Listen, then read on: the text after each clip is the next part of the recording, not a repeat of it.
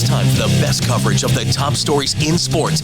The Sports Wrap with Jason Page starts now. Right now, and great to have you with us on this Monday edition of the show. We got a lot to do over the next 60 minutes. Sam Yarnell with the day off, so it's me riding solo, but not totally alone. Bill Bender will drop by in about 20 minutes. Does a great job at the sporting news. We'll get his thoughts on all things college football.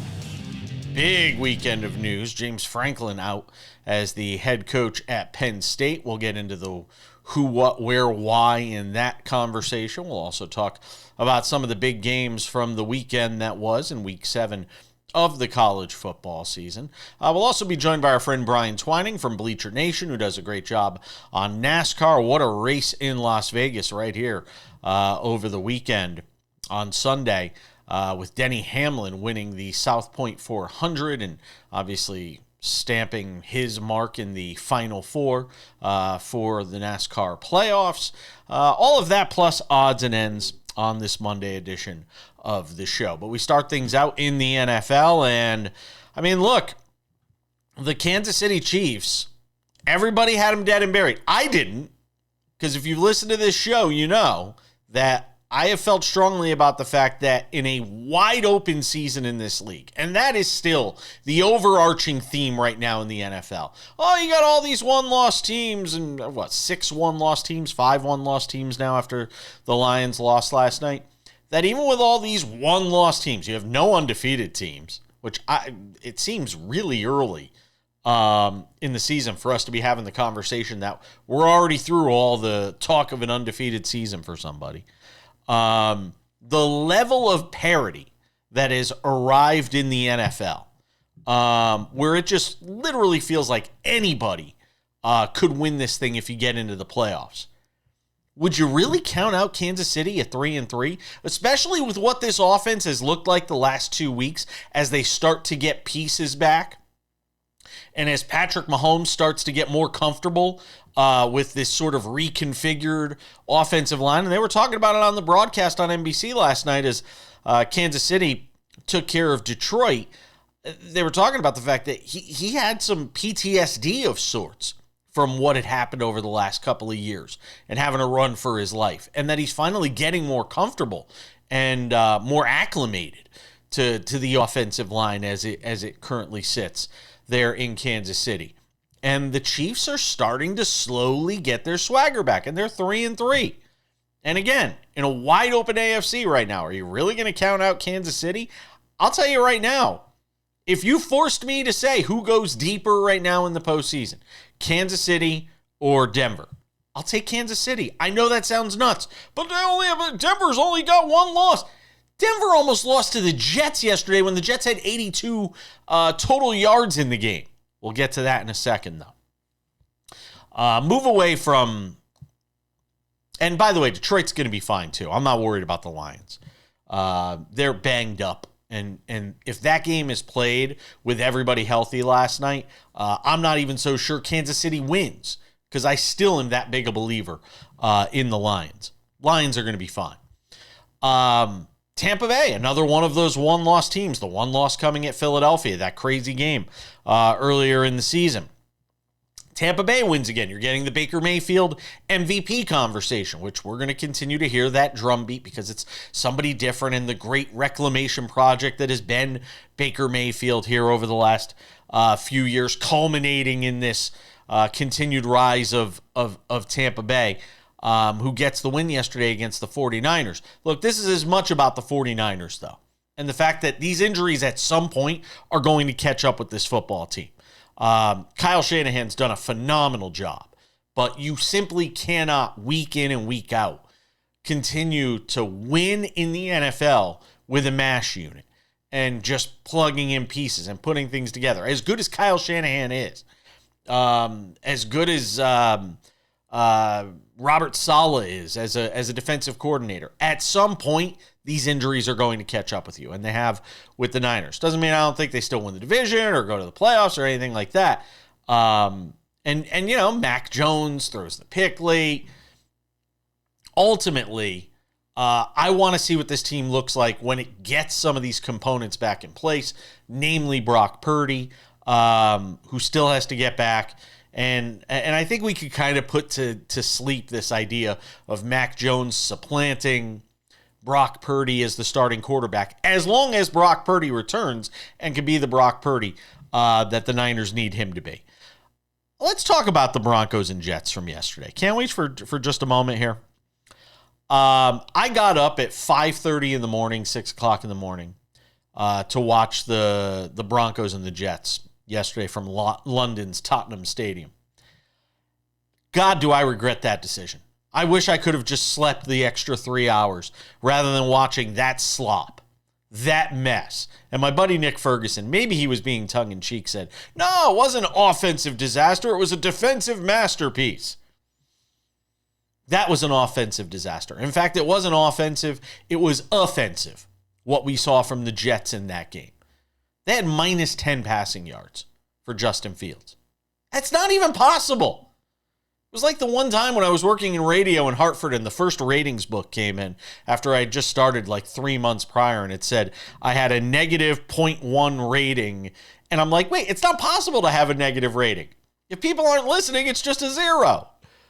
No, it was a negative. People were actually regurgitating you out. They hated you so much. That was Justin Fields yesterday. He had minus 10 yards. The Jets had 82 total yards as a team, and the Broncos still barely beat them, which just goes to my point about the fact that I'm still not buying in on the Broncos, even with one loss, even though they went into Philadelphia and beat the cheesesteakers known as the Philadelphia Eagles. I still can't get behind this idea that the Broncos are the team to beat in the AFC West. I don't buy it. And guess what? They still have to play the Chiefs twice. Maybe I should have gone twice. They still got to play the Chiefs twice. But the question is the Jets. Are they going to win a game this year? And I know people are, no, you can't say that. They're only 0-6 or 17 games this season. That team is so bad, they may not win a game. And before you tell me, well, but their defense alone will get them a win. How much longer do you think it is before that defense gives up on the season? And that's where it could get really scary for the Jets. What happens if that defense just says, my God, we got an offense that's putting up 82 yards. And I know it's pride in your job, pride in what you do for a living. You make a lot of money. At some point, this is going to mentally crush this team. It's already crushing the fan base. We'll get to the baseball, playoff baseball, next on SportsWrap.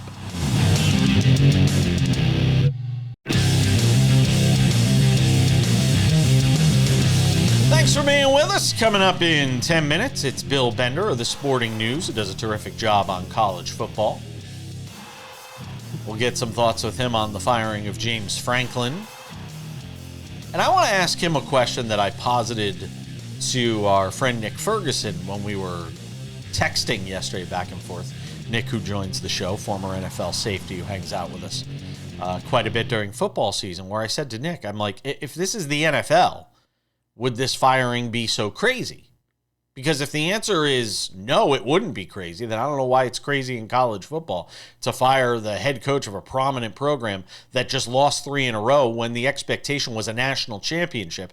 And they haven't beaten anybody, over the last several years. His record against top 20 or top 10 opponents. So I don't know why it's so crazy to fire James Franklin. And by the way, before you give me oh my God, he's got a family. He's getting a $49 million buyout. Shut up. That's as honest as I can be with you. Jason just told me to shut up. If you're complaining about James Franklin and his $49 million buyout, yeah, you're missing the boat on this one. But let's talk baseball, because there was plenty. I mean, from the time we left the air Friday to where we are now, in this wild MLB postseason. And can we just say it? I mean, I know this is going to be one of those hyperbolic statements, but I can't recall a post. And I'm a Yankee fan, so I'm crushed right now. I don't know why I'm crushed. I should have expected it, because I'm the one who's been predicting sort of the demise of this team all year. But I have been blown away by how good this MLB postseason has been. Like, if you're not watching baseball right now as a sports fan, maybe you're just a general sports fan, a parachute in for certain things. If you're missing this baseball postseason, man, I feel bad for you. I mean, with what we had between the Tigers on Friday night with the Tigers and Mariners going 15 innings before Jorge Polanco, there's a theme here, drives home the game-winning run in the 15th inning. Although I do have to say about that game on Friday, before we get to this ALCS, which got started last night, I mean, could somebody like drop down a bunt with a runner on second and nobody out? Could somebody just figure out a way to move a runner over so the team has to bring the infield in so that this game doesn't go 15 innings? I'm all for it. I love the drama, edge of your seat stuff. And again, I don't have a dog in the fight or a horse in the race, so to speak. But could somebody just figure out a way to get a runner? Both of these teams had so many opportunities. The Tigers are going to be kicking themselves throughout this entire offseason because they could be playing in this ALCS right now against Toronto. But I don't think they give Toronto the battle that the Mariners are. And we saw that in game one of this series, where George Springer comes out, much like Toronto did to the Yankees in the ALDS. And Toronto punches him in the mouth. First pitch, George Springer, boom, gone, home run. And then the Mariners come right back. And the Mariners continue to find ways throughout this series. Cal Raleigh hitting a home run, doing what stars are supposed to do in the postseason, and that is not a jab or a shot at anyone. He just continues to perform while playing the toughest position in the sport, arguably, where you're expected to do so much behind the plate, so mentally engaged in the game, so physically demanding on your, in the crouch the entire game. I mean, Cal Raleigh played 15 innings on Friday and was behind home plate for all 15 of those innings and the 7,000 pitches he had to see. And then he comes back 2 days later, hits a home run. And then Jorge Polanco, who continues to do, I mean, just amazing stuff in this postseason. Captain Clutch, Jorge Polanco. Continues to drive in runs, drives into the go-ahead run and then the tack-on run for the Mariners to get the 3-1 win. We'll see what happens in Game 2 on Monday. We'll have a full recap on tomorrow's show. Cameron Maben will be on the show this week as well, former World Series winner. It'll be fun to get some thoughts with him. And then there's the Brewers, who were able to fend off a challenge from the Cubs. I mean, you had the Brewers win the first 2 games of the series. Cubs come back, win 2 at Wrigley. They get to a Game 5, and then the Cubs offense stalls? Sound like I'm from New York. I am, a little bit. And the Brewers get to this ALCS where you really have this David and Goliath matchup. I don't care what the records were during the regular season. When you look at the payrolls, when you look at the history, when you look at the disappointment that the Brewers have suffered, while the Dodgers won a World Series last year and have won a couple with Dave Roberts now.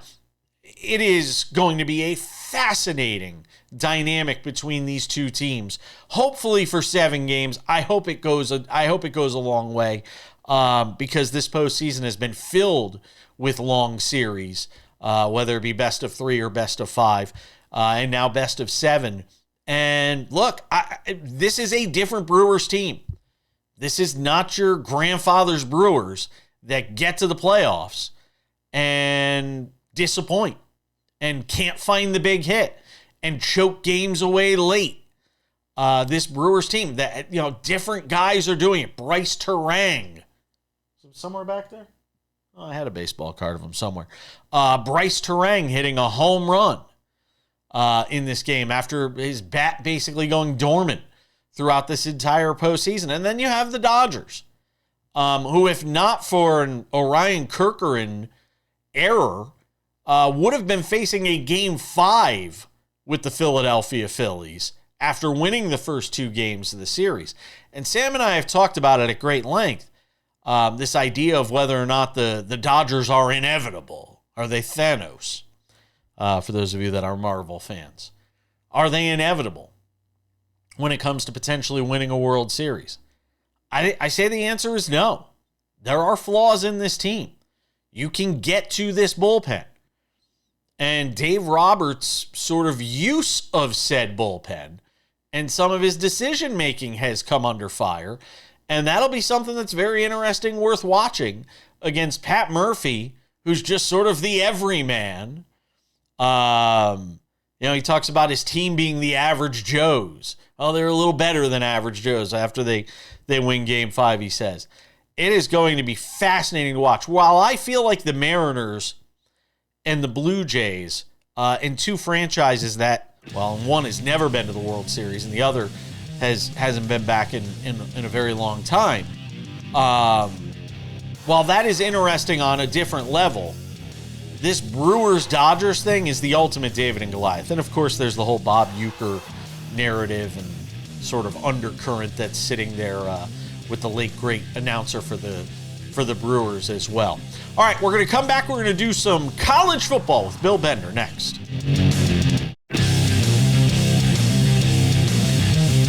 Welcome back to this Monday edition of the show. Let's shift gears and talk college football.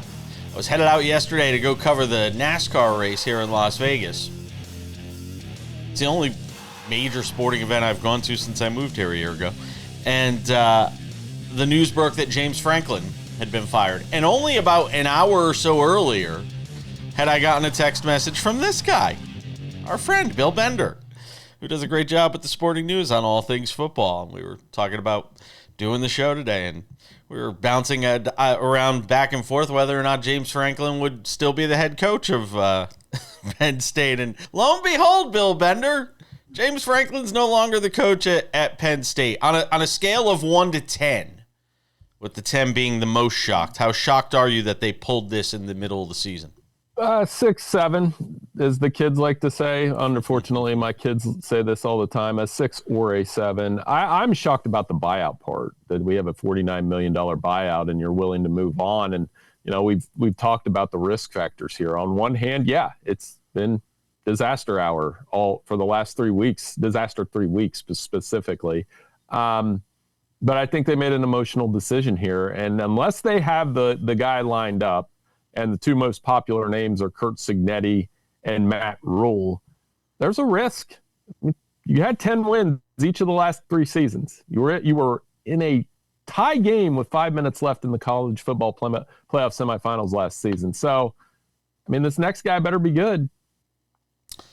If you're Cignetti and you're looking at everything that just happened to James Franklin, and now the changing landscape of college football where you may not get as much time if you're not successful. Because let's be honest, it's become like pro football. We have seen so many coaching firings in season already this year, and we're already, we're only through week 7, and we've already seen all these firings. I know it's Indiana versus Penn State, and your knee-jerk reaction would be to say, well, of course you take that job if you're Curt Cignetti. But is it a foregone conclusion that he would? No. And here's a couple reasons why. He is revered in Indiana. He's doing things this year that Penn State should have been doing. He's got guys up front. The expectation changes.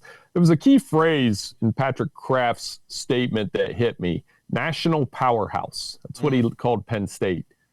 They're not a national powerhouse. They haven't won a national title in 40 years. They've only won 4 Big Ten championships since joining the conference since 94. They're not quite, they don't have the trophy case that Michigan and Ohio State do.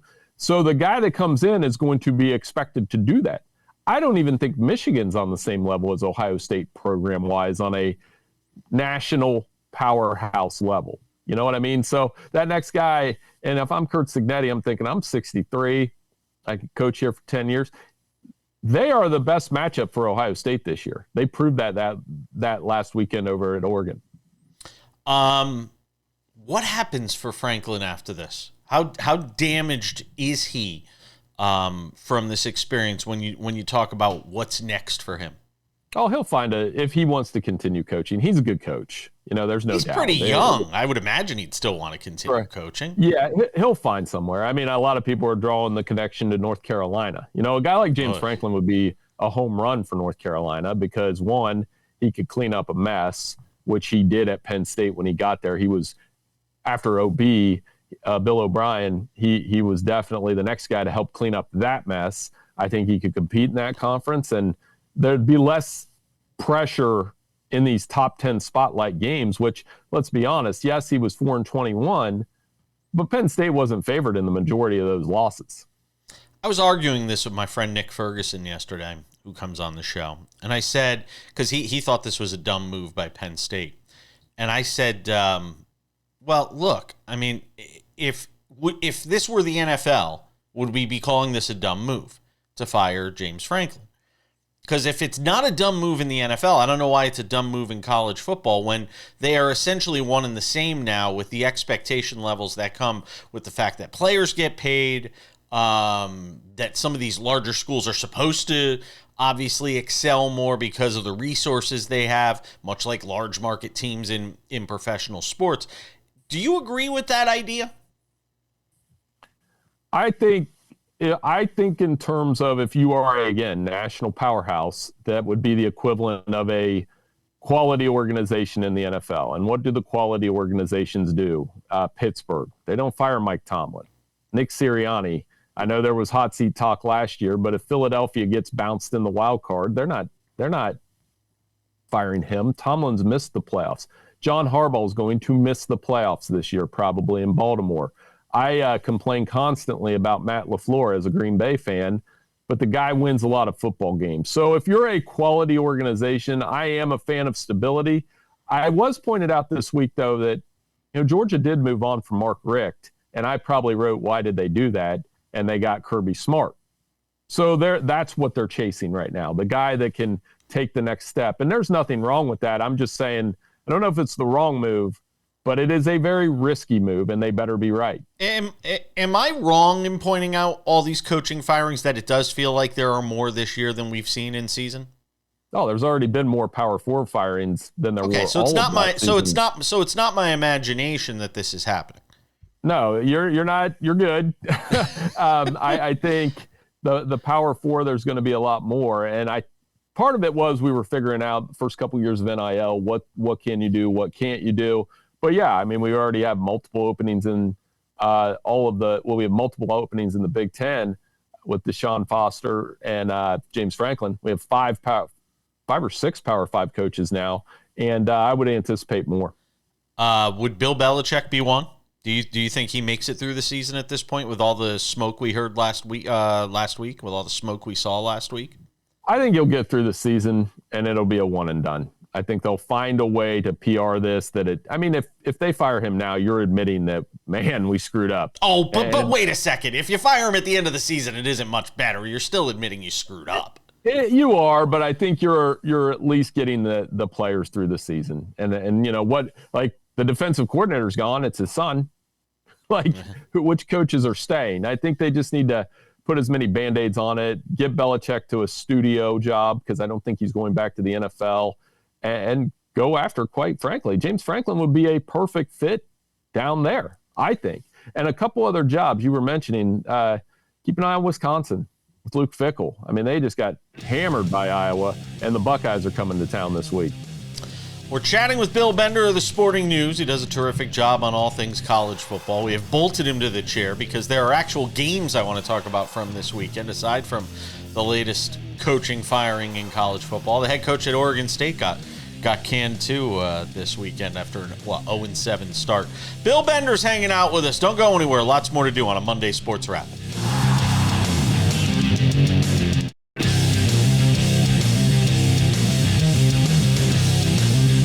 Coming up in 10 minutes, a wild NASCAR race in Las Vegas yesterday, which I was there to watch. Our friend Brian Twining was there from Bleacher Nation. He will join us coming up in 10 minutes to recap Denny Hamlin's latest win. He had the pole, and he won the race. But first, more of our conversation with the great Bill Bender, who does a terrific job with the Sporting News on all things football and hangs out with us on Mondays. All right, let's go through some of the games and start with Alabama and Missouri. Apparently, reports of Kalen DeBoer's demise are greatly exaggerated, Bill. Yeah, and I think they're going to keep it rolling against Tennessee this weekend. Jam Miller is the status to watch. That concussion was a nasty hit he took, but Ty Simpson's good. He's not just good; he's fantastic. He keeps the game under control. I think that game manager label gets a negative stereotype, but he's a good player. And to go on that road environment, that was a very good Missouri defense that came into the weekend allowing fewer first downs than any other team in the FBS. So total control and clutch fourth down pass at the goal line. They made the plays when they had to on the road, and that's what you have to do in the SEC. But again, it just speaks to what we were just talking about in the last segment about patience, because everybody was ready to run Kalen DeBoer out of town. And I may have even been part of that conversation. For this team to respond the way it has off that opening loss, it speaks volumes. Yeah, and they're one of three teams that I would like to see play Ohio State down the line. The other being Miami, and we will probably get to see Indiana and Ohio State play in the Big Ten championship game. So it does. And, Kalen DeBoer, I think one thing Alabama fans are getting used to is the demeanor. He's not a Nick Saban, throw the headset, kick something, chew somebody out on the sideline type guy. He's chill. And you can't complain about the results now. Heading into this Tennessee matchup, they're very good at home, and they've kind of dispelled this road narrative. They're a very dangerous team. Yes, they are. Texas, look, you and I have had this conversation ad nauseum about the Longhorns and Arch Manning. It cannot be understated, though, what that win against Oklahoma on Saturday meant for that team. Yeah, Arch waved goodbye to the Oklahoma fans. He should have waved at every critic he had last week. At Sporting News, I talked to Kirk Bowles. I was one of them. Hey, I was the other way, right? Like, I was the play it out guy. And I talked to Houston Chronicle columnist Kirk Bowles about it last week. And, just let him play. It's going to be a process. He might not be. I still think he's NFL quarterback, and he'll be a very good one when it's all said and done. Is it a bit of the Shedeur? Are we treating him a bit like Shedeur Sanders in that we're putting under the microscope all the failings just because of the Manning name? Are we guilty of that? Oh, we're guilty of both, though. We're guilty of overhype, and we're guilty of tearing down. And because of just like Shedeur, who I liked a lot, by the way, and I still think should be starting for the Cleveland Browns right now, just to see what we have in terms of his ability. I like Arch. I think obviously the offensive line has been rough, but that Red River game has a way of flipping narratives. I'm not sure John Mateer should have played. And I get why he did. He's a Texas kid. I understand all that. But it was clear that his mobility was limited because they didn't want him taking too many shots on the hand. And Arch, with a running game, which they got, the results were much better. He was fantastic in the third quarter. With a healthy Mateer, do they win that game? Probably. Yeah. I think, but they turned it over 3 times. And what we forgot is Texas is pretty salty on defense too. And that game, it is always unpredictable. But for Texas, the trick now is you got to go play Kentucky. You got to go play Mississippi State. They do have Georgia coming down the line. And we'll see if we know the difference between clapping and a timeout at that point. But that's going to be a huge game for the Longhorns if they want to slip into the playoff. Quick thoughts on Ohio State and what they did at Illinois. Their defense is ridiculous. That's what I keep pointing to. That's why when you say I want to see Alabama, I don't know if it matters who they play. 6.8 points per game through 6 weeks. Arvell Reese, you can run down 4 or 5 first-round picks on that unit. Illinois got him a little bit with tempo because I do like Luke Altmaier, but the Buckeyes are a cut above everybody else right now. Not saying they're untouchable, but they are clearly the best team in the country. Last one, and it has to be Indiana, doing what they did. We talked about Kurt Cignetti, going into Oregon and beating the Ducks. And look, every year the Ducks have one of these losses that we wind up inevitably pointing to as a reason why they don't reach their full potential. Although now with a playoff, it's obviously a little different, and there will still be opportunities for them. But thoughts on Indiana and this momentous win for this program? They're really good up front. And I know that's that's an easy thing about a complicated place on the football field, but their run defense is nasty. They create chaos on that side of the ball, and they prove that they were the more physical team in a tough road environment, and they take a cue off their coach. I mean, not since Hasn't been that. I make this comparison a little bit. He's kind of like Bob Knight in a different way, not the same kind of domineering guy, but he drives people crazy like Bob Knight did. And what's driving people crazy right now is that Indiana wins. We've only got about 45 seconds here, but I got to ask you. I mean, we're through the first 7 weeks of the college football season. Getting down to 4 teams is going to be really difficult as of right now. Oh, yeah. I mean, there's a lot of mess. There's, I believe, 8 unbeaten teams left in the Power 4, a ton of 1-loss teams, and a ton of 2-loss teams. It's been fun. That SEC carnage is going to be a lot of fun to watch. But, week 8, we're getting right to it, Jason. There's 4 or 5 matchups with ranked teams. But are there fun to sort out. But are there enough of those matchups? And I need to be real quick. Are there enough of those matchups between now and the end of the year that it's going to solidify who those 4 teams should be? And I would argue it is not. No, we're going to have a lot of tiebreaker math. It's going to be a lot. There's going to be a lot of pissed off fan bases. That's all I know. Bill Bender of the Sporting News, appreciate you, my friend. We'll see you next week. Hey, I appreciate it.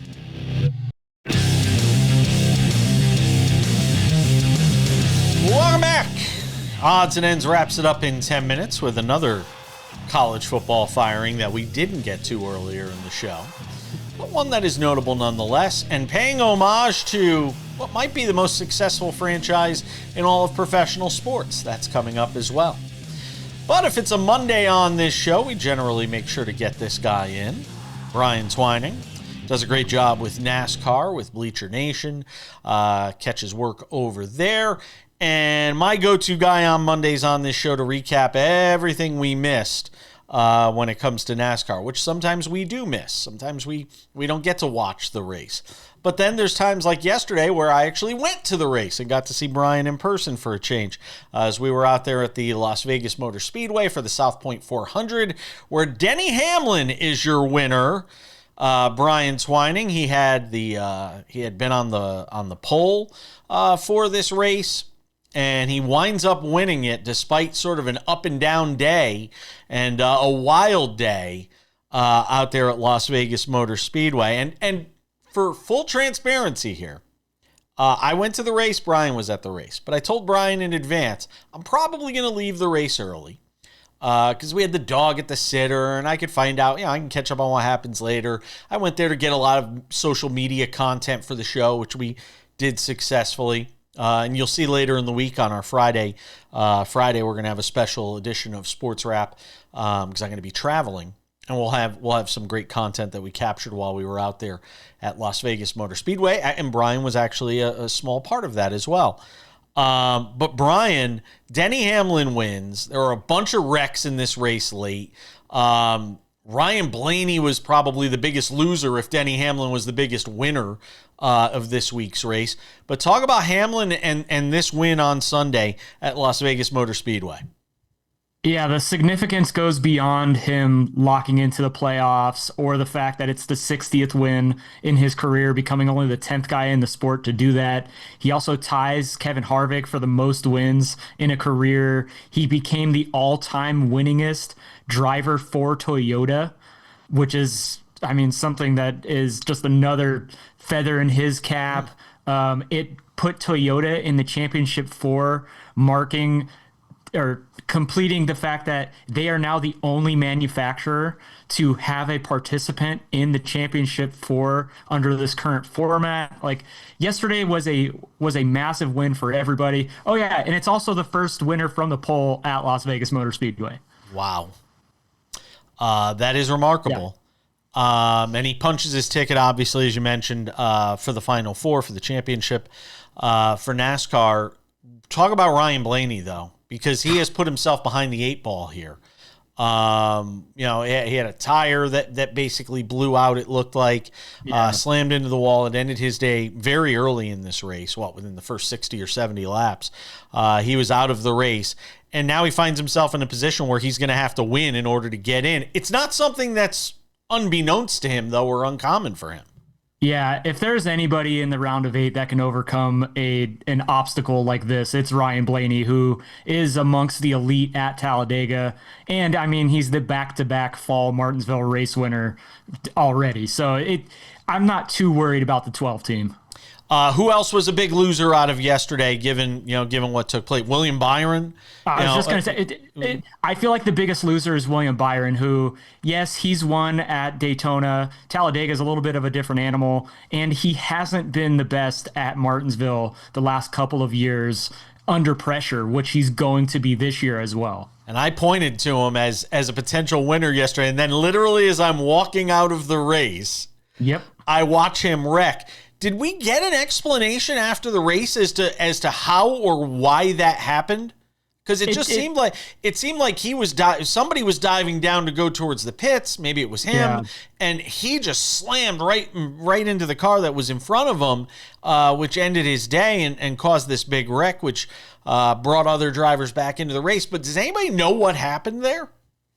I would venture to guess it's just a monumental miscommunication between spotters up on the spotter stand, because Ty Dillon's team was saying that they alerted the 24 camp that he was pitting, yet the 24 camp said they had no indication. Ty Dillon didn't give the, I guess you could say, courtesy wave out the window to William, saying like, hey, I'm coming down the pit road.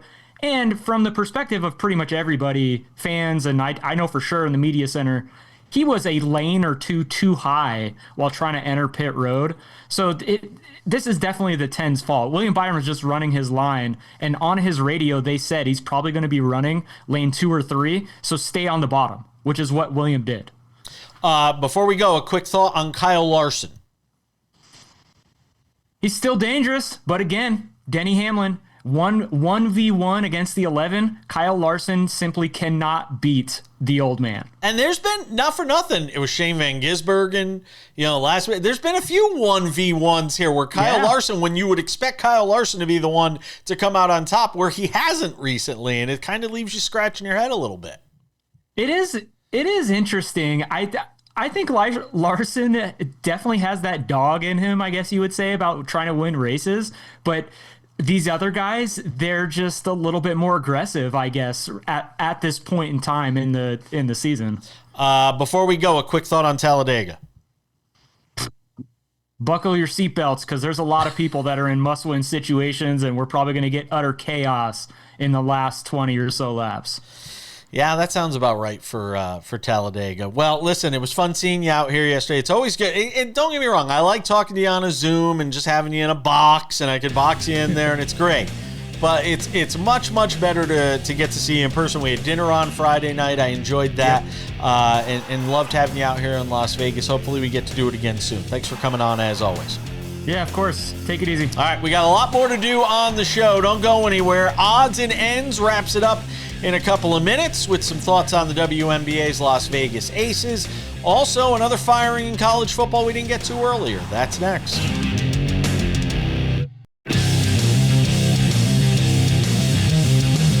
All right, just about time to put the wraps on this baby for a Monday. Sam returns tomorrow. He's off again Wednesday, but he'll be back for tomorrow's show. As I said, we got a lot of guests this week joining us.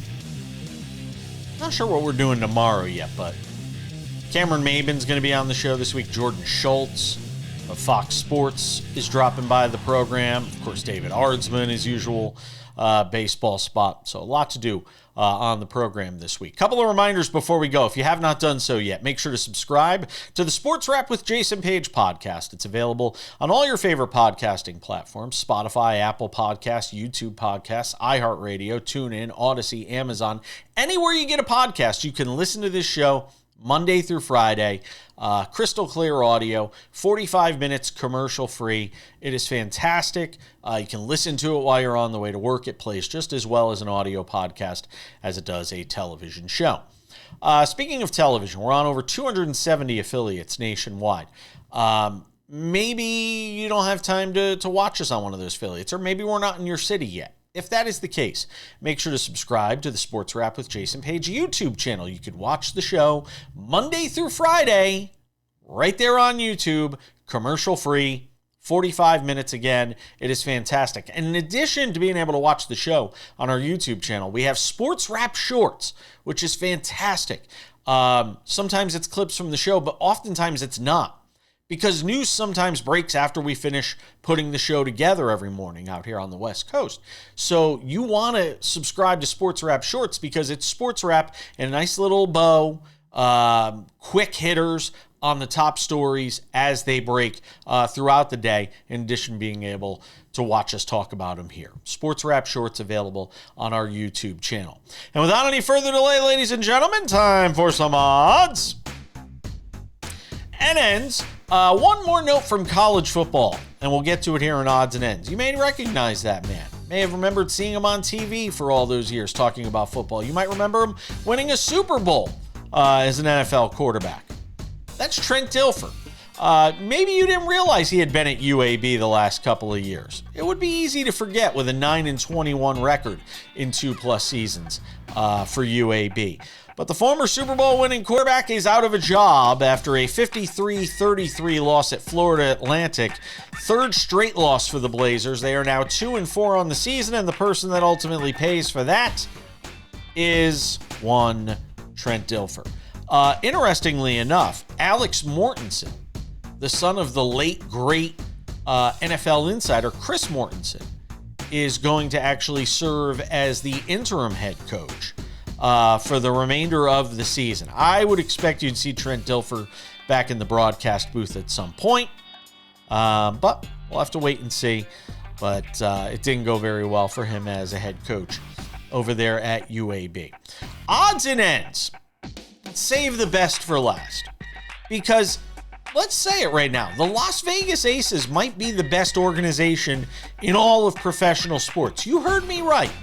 And I know some people might want to say, well, what about the Florida Panthers? They're on the verge of winning a third straight Stanley Cup. Well, if you listen to our friend Dennis Bernstein, who joined the show last week to preview the the NHL season, you may have heard him say it's going to be really difficult for a three-peat for the Panthers, given up with some of the pieces that they lost after their back-to-back Stanley Cup titles. Still, they would have to be in the conversation. And certainly the Kansas City Chiefs could be in the conversation with all the Super Bowls they've won. And if you go into baseball, the Dodgers with another opportunity to win a World Series.